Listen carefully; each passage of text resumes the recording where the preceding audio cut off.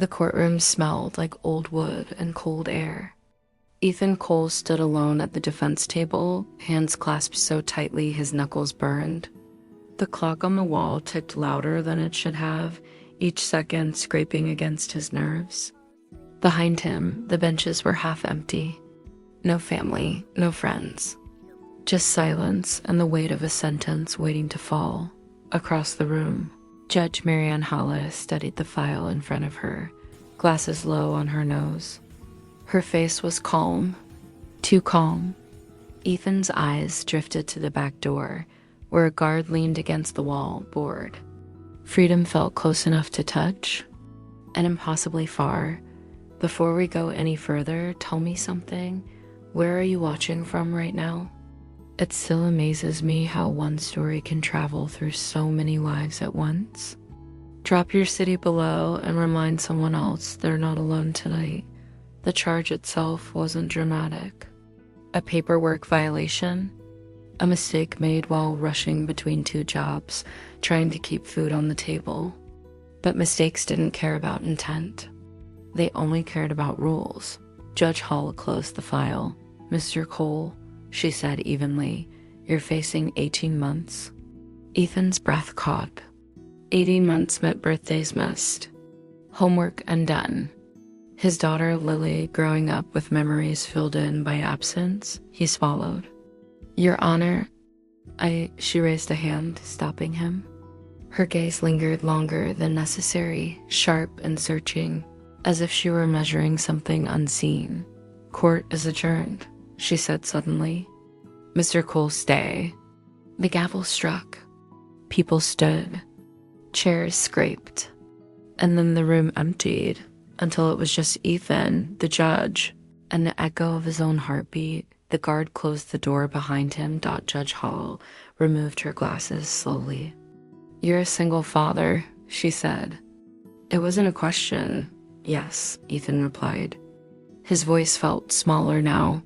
"How old is your daughter?" 7. Another pause. She stood, walking down from the bench, heels clicking softly against the floor. Each step tightened the knot in his chest. "I can make this go away," she said quietly. Ethan looked up, confused. "I don't understand." Her eyes met his. There was something unreadable there. Tired, calculating, dangerous.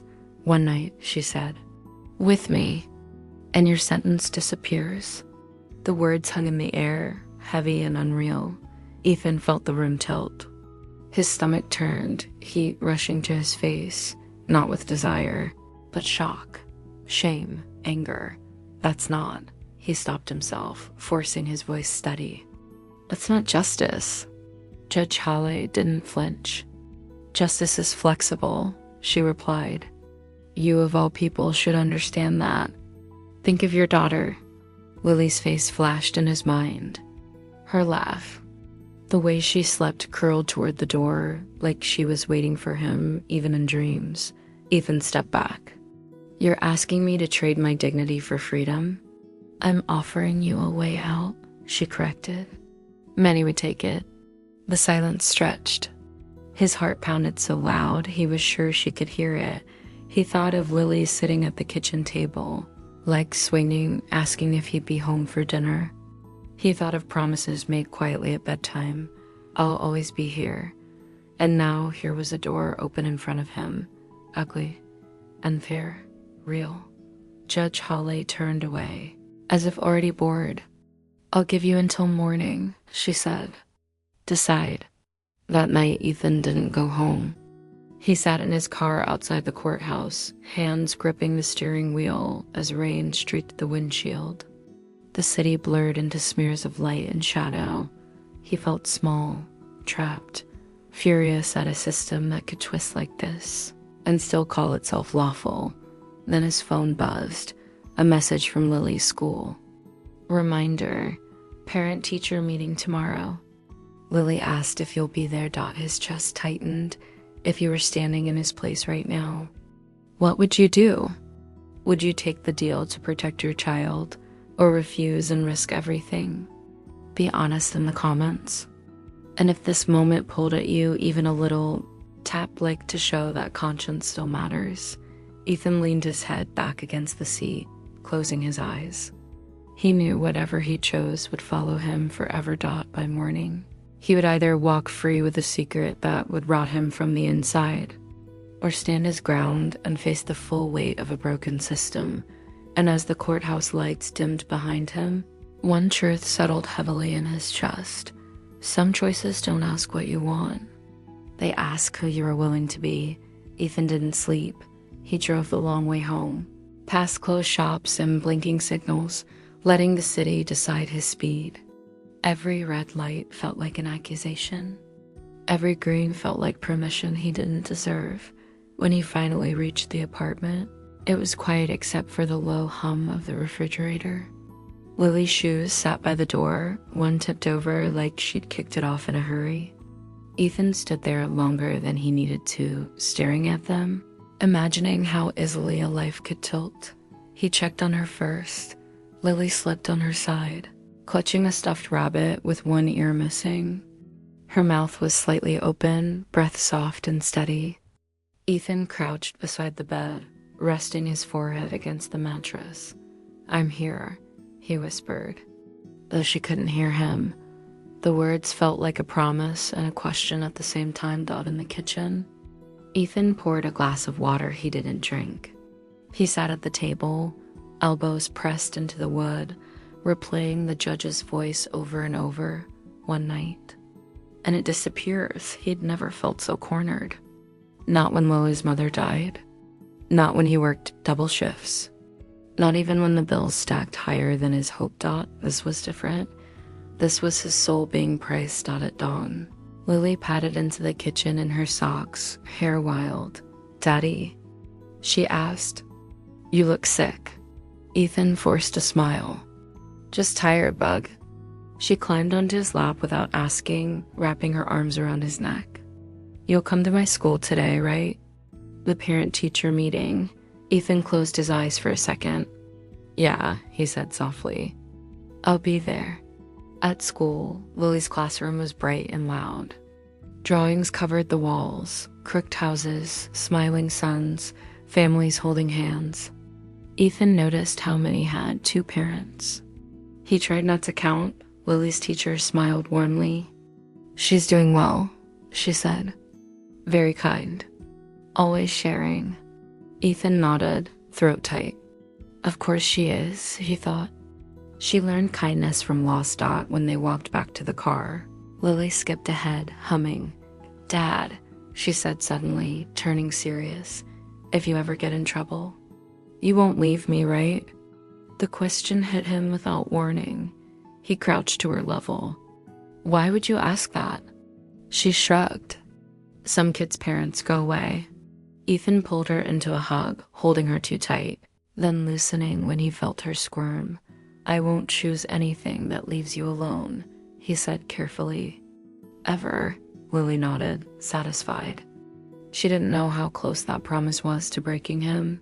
Later that afternoon, Ethan met his old friend Michael at a diner near the courthouse. Grease-stained menus, burnt coffee, the kind of place where truth felt safer. Michael listened without interrupting as Ethan finally spoke about the judge. The offer, the silence after Dot when Ethan finished. His hands were shaking. Michael stared at the table for a long moment. "That's not a deal," he said finally. "That's a trap, I know. And if you take it..." Ethan exhaled. "I walk free. Lily keeps her dad." Michael looked up. "And what does she learn?" "That hurt more than anything else. She learns," Michael continued gently, "that power can buy people. And that dignity is optional." Ethan rubbed his face. "So what's the right answer?" Michael shook his head. "There isn't one that doesn't hurt." They sat in silence, the diner clattering around them. Have you ever had someone help you when no one else would? Not by fixing things, but by telling you a truth you didn't want to hear. If yes, write yes and share their name. Sometimes honesty is the bravest kindness. By evening, Ethan was back where it all started, the courthouse steps. stone cold beneath him. The building loomed overhead, massive and indifferent. Judge Hale's chambers were lit. He imagined walking in. Imagined saying yes. Imagined the relief and the shame that would follow him every time. Lily looked at him with trust in her eyes. He imagined saying no. 18 months. Birthdays missed. Letters written instead of hugs. Lily growing up with a chair always empty at school events. The choice wasn't between right and wrong. It was between two kinds of pain. Ethan stood, heart pounding, and walked toward the entrance. Inside, the hallway echoed with his footsteps.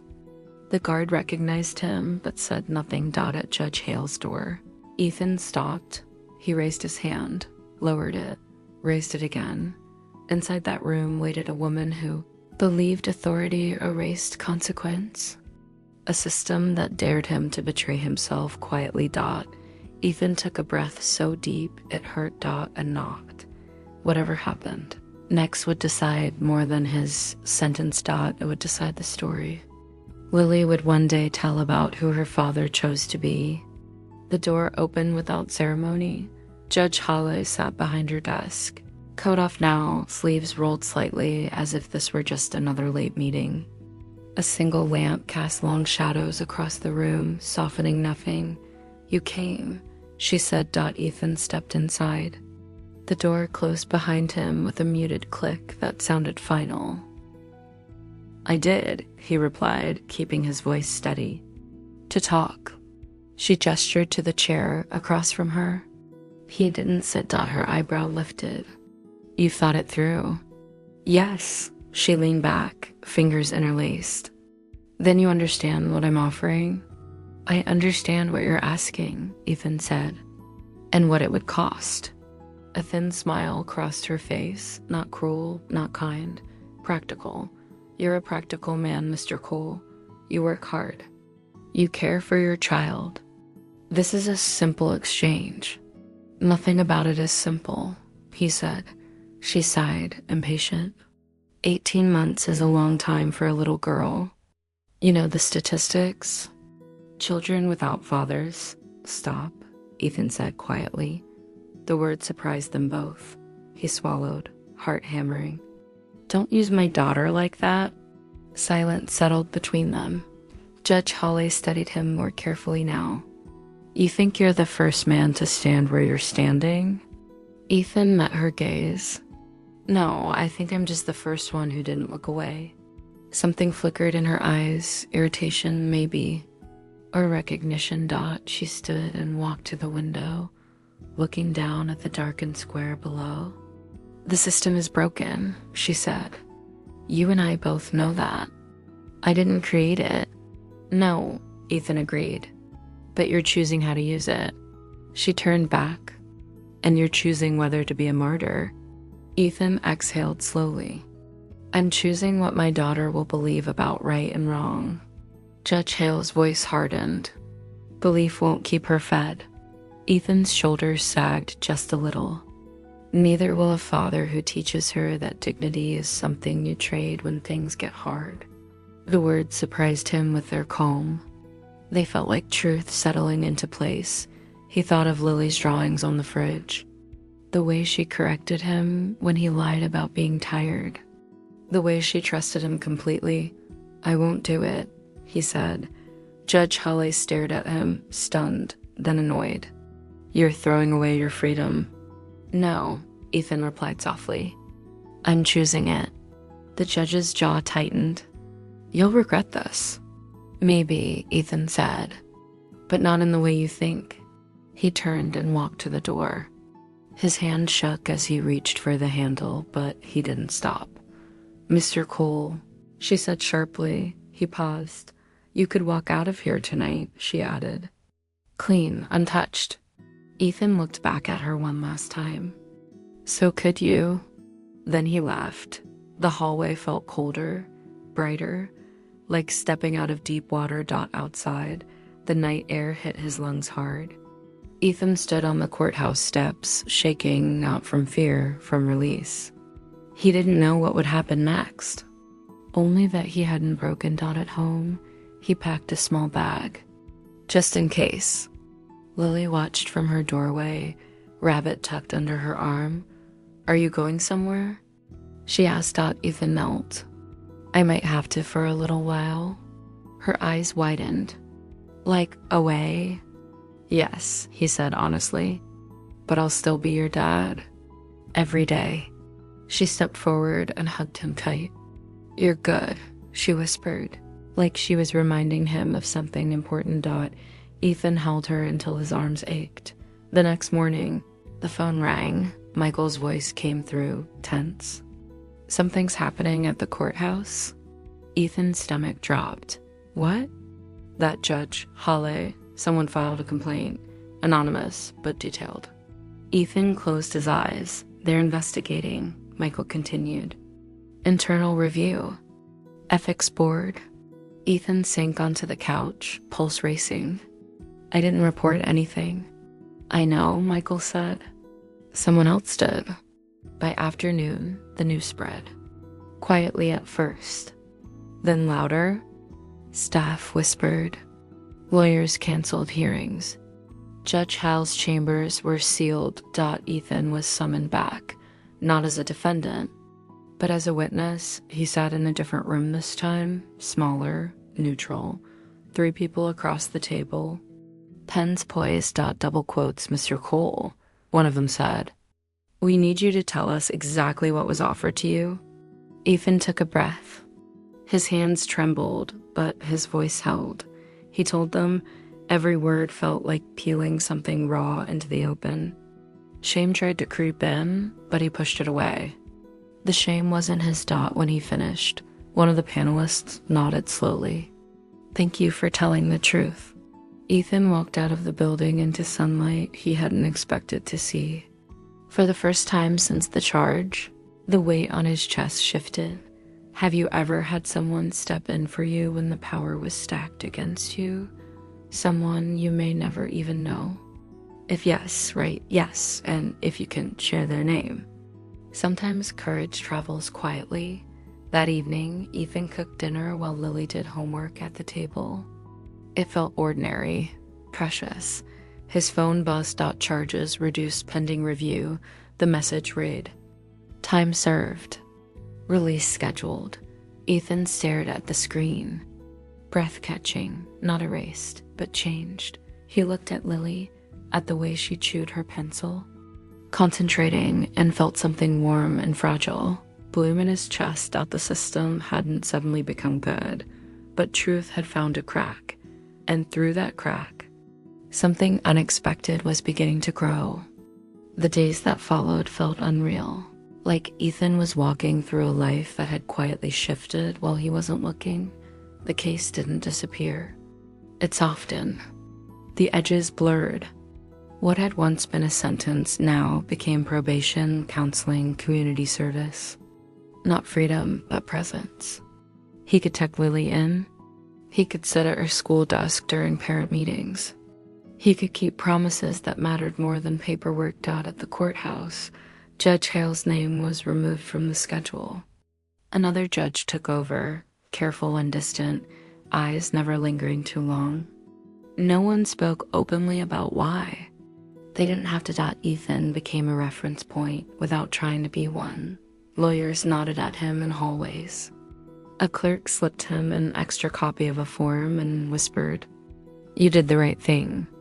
A public defender, eyes tired, shook his hand and said nothing, but the grip said enough. At home, Lily sensed the shift before he named it. "You're lighter," she said one morning.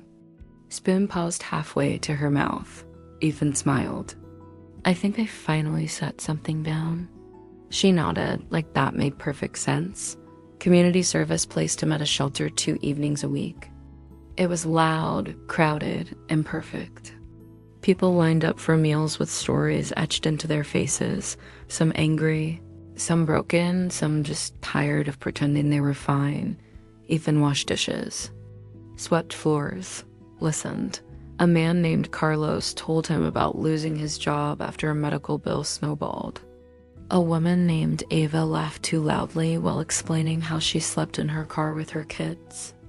Ethan didn't offer advice. He offered attention. It felt familiar. Honest. One night, while stacking chairs, a volunteer leaned over.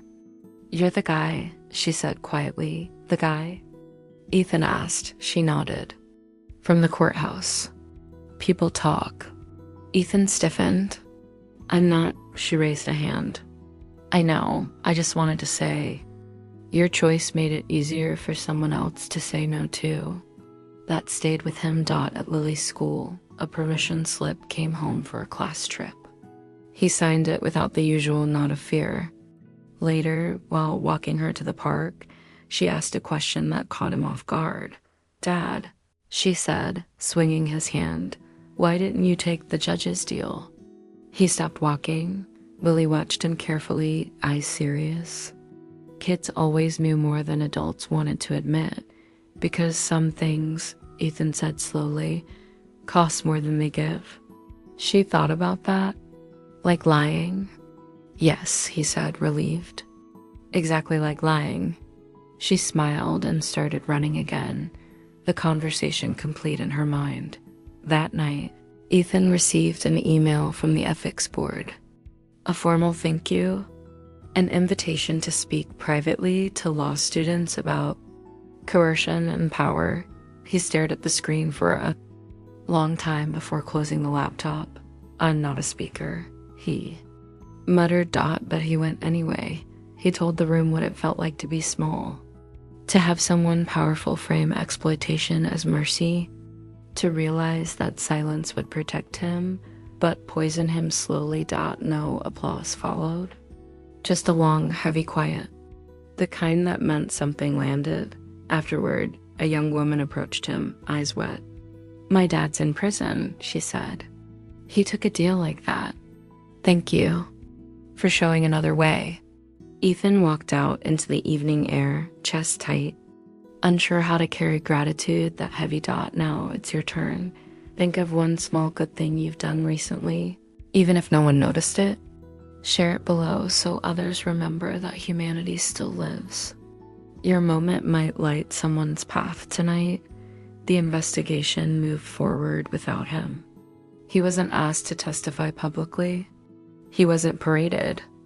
The system did what it did best, contained the damage, issued quiet corrections, moved on, but something had changed underneath. At the shelter, a new policy appeared on the wall, clear reporting channels, no retaliation. At the courthouse, a memo circulated about boundaries and ethics, written in language that felt newly careful. Ethan didn't take credit. He took notes. He learned how change actually worked, not through speeches, but through steady pressure and people willing to be uncomfortable for a moment longer than usual. One evening, Michael came over with takeout. They ate on the floor like old times. "You look different," Michael said between bites. "Older?" Ethan guessed. "Braver," Michael corrected. "And tired in a good way." Ethan laughed. "I didn't feel brave." Michael shrugged. Bravery usually feels like nausea and regret at the same time. Later, after Lily fell asleep, Ethan stood by the window watching traffic smear into light. He thought about the judge, not with anger anymore, but with a distant sadness. He wondered how many times power had mistaken desire for entitlement, how often silence had been sold as peace. His phone buzzed again, a message from an unknown number. "Thank you for saying no." "I did too." "I'm free now," Ethan exhaled, eyes closing. He wasn't a symbol. He didn't want to be. But he was a man who had chosen a line and held it, and somewhere between washing dishes and signing permission slips, between fear and resolve, he began to understand the shape of redemption. Not loud, not clean, but real. And as the night settled around him, he sensed that the story wasn't done asking him hard questions yet. The letter arrived on a Thursday. No return address. Just Ethan's name, written carefully, like the sender had practiced it more than once. He stood at the kitchen counter for a long moment before opening it. Lily's laughter drifting in from the living room as she built a crooked tower out of books. Inside was a single page. Mr. Cole, you don't know me. You don't need to. I was sitting outside that courtroom the night you walked out. I was waiting for my turn. I heard what you said. I heard what you refused. I didn't think people like you existed anymore. I went home that night and told my sister the truth. We reported it together. Thank you for giving me the courage to stop running. Ethan lowered himself into a chair. The room felt suddenly very still. This was the part no one warned him about, the aftershock. Not the relief, not the fear, but the realization that his choice had crossed paths with lives he would never see again. That saying no hadn't just protected him. It had reached outward, quietly into the dark. Lily peeked around the corner. You okay? Ethan nodded, voice caught. Yeah, just reading something important. She walked over and leaned against his leg. Important good or important scary? He smiled through the tightness in his chest. Important brave. She accepted that answer like it belonged to her. The investigation concluded a week later. Judge Hulley resigned. No cameras. No confession. A statement about personal reasons and maintaining public trust. The system moved on the way it always did. Clean on the surface, messy underneath. Ethan wasn't asked to comment. He didn't want to dot at the shelter. A woman he recognized from earlier weeks pulled him aside. Ava, sharp eyes, careful smile. I heard what happened, she said. Not the details, just the choice. Ethan shrugged. It was mine to make. She nodded. It's funny. People think power looks like control, but sometimes it looks like refusal. That night, Ethan dreamed of the courtroom again. Same wood, same cold air. But this time, the benches were full. Faces he didn't recognize sat quietly, watching. When he turned to speak, no words came, only breath. He woke with his heart racing, then slowed it by listening to Lily's steady breathing down the hall. Life settled into a new rhythm. Probation meetings on Tuesdays. Shelter shifts on Thursdays. School pickup at 4. Dinner by 6.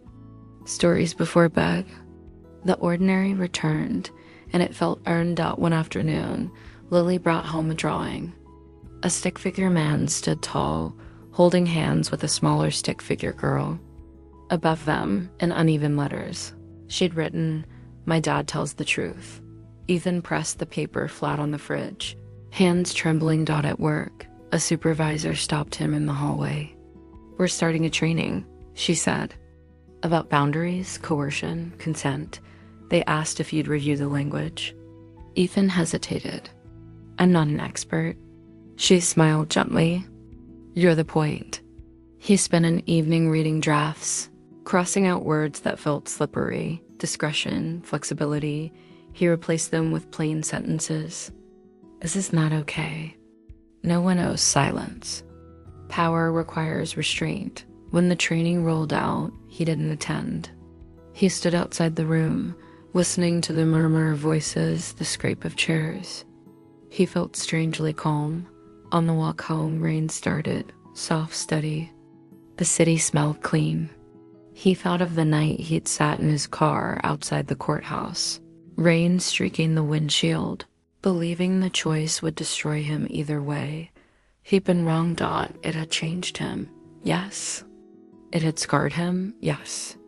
But it had also anchored him to something sturdier than fear. At home, Lily was waiting at the door with her rabbit tucked under her arm. Can we have pancakes for dinner? Ethan laughed. It's Thursday. She grinned. That's not a no. They cooked together, batter splashing, the smoke alarm chirping once before Ethan waved it quiet. Ordinary chaos. Warmth. After Lily fell asleep, Ethan sat at the table and reread the letter. He thought about the woman who wrote it, about the sister, about the chain that had snapped when one link refused to bend. If that moment landed in your chest the way it landed in his, Leave A. Some choices echo farther than we'll ever see, and sometimes all we can do is feel that truth together. The next morning, Ethan received a call from the public defender's office. We're reopening a few cases, the attorney said. Your name came up. People trust you. Ethan closed his eyes, breathing in, then out. I'll help where I can. He didn't feel heroic. He felt responsible in the best way, because redemption, he was learning, wasn't about being spared. It was about standing still long enough to let the right thing catch up to you, Dot. And as the city woke outside his window, Ethan sensed the story leaning toward something gentler now, not an ending, but a softening, a place where pain could be carried without being worshipped, a place where warmth was possible again. The call from the public defender's office didn't fade after it ended. It stayed with Ethan all day, echoing through moments that used to feel simple. Folding laundry, washing a plate, walking Lily to school while she told him about a book she was reading. Her voice bright and certain. People trust you. He wasn't sure how to carry that Dot that afternoon. Ethan sat in a small conference room downtown with 3 attorneys and a stack of files. Names blurred together, dates, charges, margins, scribbled with notes that said things like irregular conduct and undue influence. These cases were closed quietly. One attorney explained, We're revisiting them because patterns matter. Ethan listened more than he spoke. He recognized the look in the paperwork, the language that sought to harm, the phrases that made exploitation sound procedural. This one, he said finally, tapping a file. They didn't need to offer anything. They just made him afraid. The attorneys exchanged glances. That's still coercion, one said quietly. Ethan nodded. Fear does the job just as well. That night, he walked home instead of taking the bus. The city felt close, almost intimate. Neon signs buzzed. A siren wailed and faded. Somewhere, someone laughed too loudly outside a bar. Dot. He thought about Judge Holly for the first time in weeks, not with anger, but with a strange, unsettled curiosity. Who had taught her that power worked like that? How many times had she told herself she was helping? The question disturbed him more than hatred ever had. Dot at home. Lily was coloring at the table. Dad, she said without looking up, why do people do bad things? Ethan stopped mid-step. That's a big question, he said gently. She shrugged. You always say big questions need slow answers? He smiled faintly. Sometimes people are scared. Sometimes they're lonely. Sometimes they forget other people are real. Lily nodded, coloring carefully. I forget sometimes too. Ethan crouched beside her. Me too. Later that evening, an email arrived from the ethics board. Short, formal. Judge Halle has requested a mediated conversation, voluntary, no obligation. Ethan stared at the screen for a long time. Michael came over with coffee when Ethan called him. She wants to talk, Michael said, incredulous. After everything? Yes, Michael shook his head. You don't owe her anything? I know, Ethan said. That's why I'm thinking about it. The mediation took place in a neutral office. No robes, no bench. Just 2 chairs and a table between them. Judge Halle looked smaller somehow. Not defeated, just exposed. Her hands trembled slightly as she folded them together. I'm not here to defend myself, she said quickly. I've done enough of that. Ethan said nothing. She swallowed. I told myself I was giving people options, that I was flexible, but really I was hiding behind authority. Ethan watched her carefully. He felt no satisfaction, only a dull ache where something sharper used to be. I lost my husband years ago, she continued. Power became safer than grief. Ethan's chest tightened despite himself. That doesn't excuse what you did, he said quietly. I know, she replied. I'm not asking for forgiveness. I just needed to say it out loud.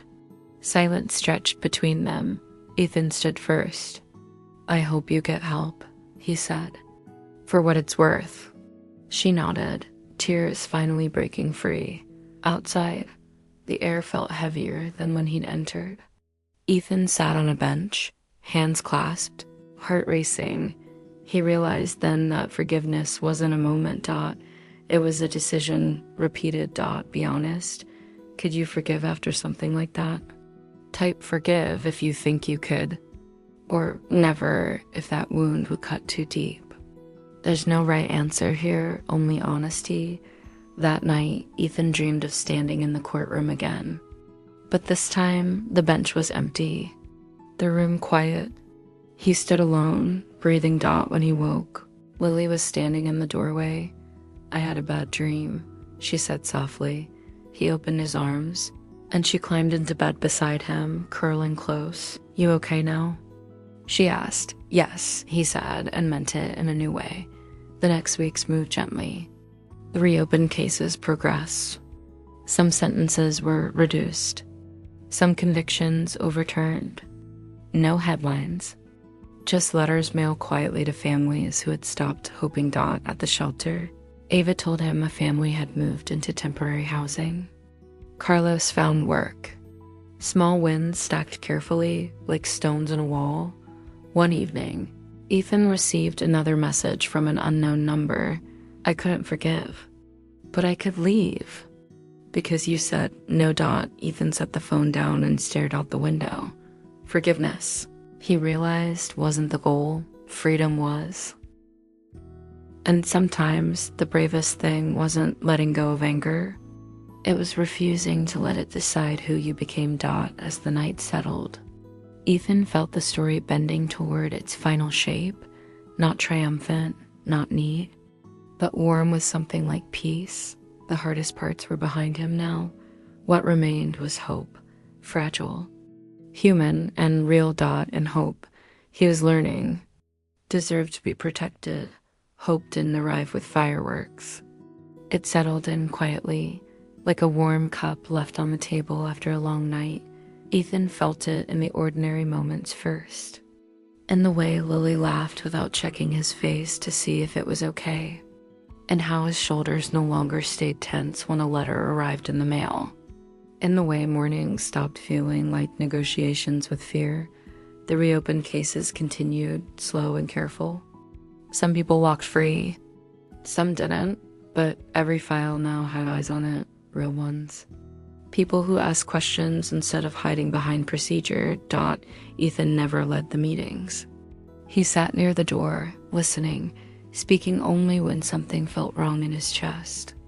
That instinct, the one that had saved him, never left. One evening, after a long session, a young attorney caught up to him in the hallway. I used to think justice was about being clever, she said. Now I think it's about being brave. Ethan smiled. Bravery's louder on the inside. At home, Lily had started leaving notes for him in strange places. On the fridge, inside his shoe, once folded inside his jacket pocket. Thank you for coming back. One read, written in careful letters. Ethan pressed it flat on the table. Breathing slowly, he thought of the man he'd been months ago, sitting in a car outside the courthouse. Rain streaking the windshield, believing the world had narrowed to a single terrible choice. Now the world felt wider again. Not safer, just more honest. At the shelter, the walls changed color. Someone painted over the peeling gray with soft blues and greens. It smelled like fresh paint and coffee. People lingered longer, talked more. Carlos stopped Ethan one night. My kid starts school next week, he said, grinning. I get to walk him. Ethan clapped his shoulder. Don't miss it. I won't, Carlos promised. On a quiet Sunday, Ethan and Lily walked to the park with a bag of breadcrumbs. They sat on a bench feeding pigeons, watching the birds crowd and scatter. Dad, Lily said suddenly, do you think people can change? Ethan considered the question carefully. I think people can learn, he said, and learning can change how they choose. She nodded, satisfied. I wanted to learn a lot. I know, he said, smiling. That afternoon, Ethan received an invitation, not to speak, not to advise, but to attend. A small community gathering. Families who'd been affected by reopened cases. No press. No agenda. He almost didn't go, but Lily tugged his hand. Let's. They stood in the back of a modest room. Folding chairs. Coffee urns. Soft voices. A woman approached Ethan holding a photo. That's my brother, she said. He's home now. Ethan didn't know what to say. You don't have to say anything, she added gently. I just wanted you to see him. He nodded, eyes burning Dot as they left. Lily slipped her hand into his. You helped, she said. Ethan squeezed back. A lot of people helped. That night, after Lily fell asleep, Ethan sat on the couch, lights low. He thought of Judge Hawley, not as a villain, but as a warning. A reminder of what happens when power goes unexamined and pain goes unnamed. He thought of the people who'd written to him. The ones who couldn't forgive. The ones who didn't need to hope, he realized, didn't demand purity. It didn't ask you to forget. It asked you to keep going anyway. His phone buzzed with a final message from the public. Defender's office. Oversight passed unanimously. Safeguards permanent. Ethan set the phone down and closed his eyes. Outside, the city breathed. Cars passed. Someone laughed in a nearby apartment. Somewhere, a parent tucked a child into bed and whispered a promise. If you believe love still wins, even after fear, even after broken trust, comment Amen. Let this space fill with hope tonight, because someone scrolling right now might need to see that choosing right can still lead. Somewhere warm. Ethan stood and walked to Lily's room. He watched her sleep, thumb tucked under her chin, breathing slow and steady. I'm here, he whispered. And for the first time, the words didn't feel like a vow made under pressure. They felt like a life unfolding. The story hadn't ended with a dead miracle or a headline. It had ended with something better, stability, presence, the quiet confidence that doing the right thing, even once, could change the shape of many tomorrows. As Ethan turned off the hallway light, he felt ready for whatever came next, because the final lesson wasn't about judges or sentences or power. It was about the courage to choose truth and the patience to live with it, and that was a choice he would keep making. The last change came so quietly that Ethan almost missed it. It was a normal evening. Dinner dishes drying on the rack. Lily sprawled on the floor, coloring inside a book she'd nearly finished. The apartment hummed with the ordinary, sounds of a life that no longer felt fragile. Ethan's phone buzzed once, a short message. No drama, no build-up, probation complete. Case officially closed. That was it. No celebration. No announcement. Just the line of text, and the weight he'd been carrying for months finally slipped off his shoulders.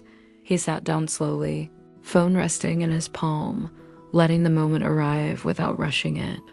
Lily looked up. What happened? He smiled. Nothing bad. She tilted her head. That means something good. He nodded. Yeah, it does. Later that night, after Lily was asleep, Ethan stood by the window, city lights blinking on like stars that had learned to stay close to the ground. He thought about how close he'd come to choosing an easier lie instead of a harder truth. How different everything would have been. He didn't feel proud in the loud way people talked about. He felt settled, like a piece inside him had finally found where it belonged. The next morning, Ethan walked Lily to school under a pale blue sky. She skipped ahead, then stopped suddenly and turned around. She said, serious, if someone ever asks me to do something wrong, but says it'll help me, what should I do?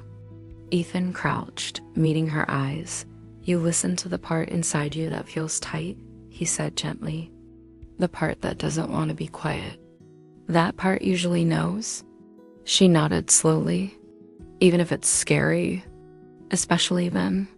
She smiled, satisfied, and ran toward the school doors. Ethan stayed for a moment after she went inside.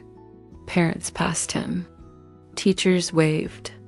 Life moved forward without needing his permission, and that was okay. That afternoon, Ethan stopped by the shelter one last time before his scheduled shift. A new volunteer was struggling with a stack of chairs. Here, Ethan said, grabbing one side. You don't have to do it alone. The volunteer laughed nervously. Thanks, I always forget to ask. Ethan smiled. Me too. As he walked home later, he passed the courthouse. The steps were empty. The building looked the same as it always had. Solid, unyielding, full of stories it would never tell. Ethan didn't stop this time. He didn't need to, because justice, he'd learned, wasn't a place. It was a practice at home.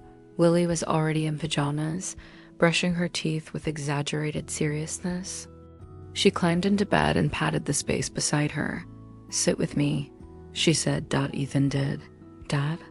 She murmured, eyes heavy. Yeah, bug. I'm glad you said no. His throat tightened. Me too. She drifted off moments later, breathing slow and even. Ethan stayed there a while longer, listening, letting the quiet settle. Not the dangerous silence he once feared, but the kind earned through honesty. If the story moved you, don't scroll past quietly. Tap like, not for me, but for the single father who was asked to trade his dignity for freedom and chose truth instead. One click can be your way of saying, I felt this, and it mattered. Ethan finally stood and turned off the light. In the hallway, he paused, resting his hand against the wall. He thought about the man he used to be, exhausted, cornered, afraid that doing the right thing would cost him everything. He'd been wrong. It had cost him comfort, but it gave him something far greater. A daughter who trusted him. A life that didn't require silence to survive. And the knowledge that even when power bends the rules, integrity can still stand straight. The world would keep offering shortcuts. People would keep calling them mercy, but somewhere tonight, a single parent would face a hard choice and remember this story. Remember that saying no can still lead home. Ethan walked into his room, closed the door softly, and let the night hold him, not as a man who had escaped punishment, but as a father who had chosen who he wanted to be. And that choice, quiet, stubborn, human, changed everything.